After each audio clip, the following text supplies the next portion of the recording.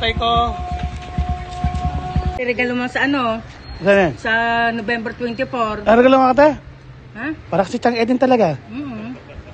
Pareho kayo ng style. Oh.